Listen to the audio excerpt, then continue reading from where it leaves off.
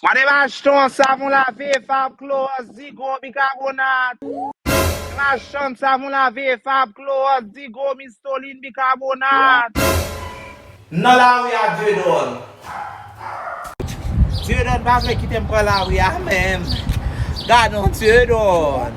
Mwen achton liquide, savon lave, Fab Close, Mistolin, bicarbonate. Achton Fab. Arrive petit, vin van moti Fab.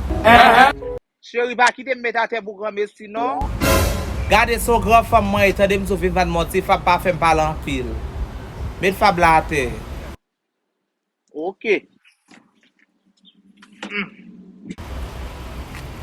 Oh, van mou mamit Fab. On mamit Fab. Fab la $25 ou chéri. Ou mba mando ki pri Fab la non mamit Fab bezwen nan mou madam. Pas un problème. Oh. A la moun pot depre sa ou kon fel. Si Fab la waki men pa ou. Ou Fab la? Li ki men? En tout les cas, figi Fab sa map gade la pa di man non mwen men. Men Fab la chéri. Me zan mou gen de gren mize nan mou madam. Bako ba achete Fab la ban mwen. Gade fwa di sou tap manche salon, va vin mwen komes mwen lam deja ba enchans avèk fam mou vin fè la trene nan mèm la dode.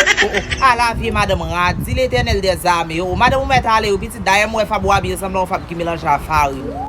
Oh, boîte à un sort, Fab pas mélange à farine non. Gade krup ya bral pa la avon la dode. Oh, gade kote vie moun sa sorti ou vin fè zen nan Katia. Katia ba kon gen zen non, madame mwen déplace avec bagay wawi. E sa m konne le nou kade ou zet nou gren bisket nou nan la ria sou kon se ti chenk fè fila ou yo zinan j'ai machan nou bezwen to bi metou ne kras se m'a fè Dieu la avec nou. Ou ta fè Dieu la avec moi pour ki so dal fè ben pour ti sa. Gade an kali, fout mwen Fab moun. Jesus! Oh, apa madame nan rale bagay li anan ben.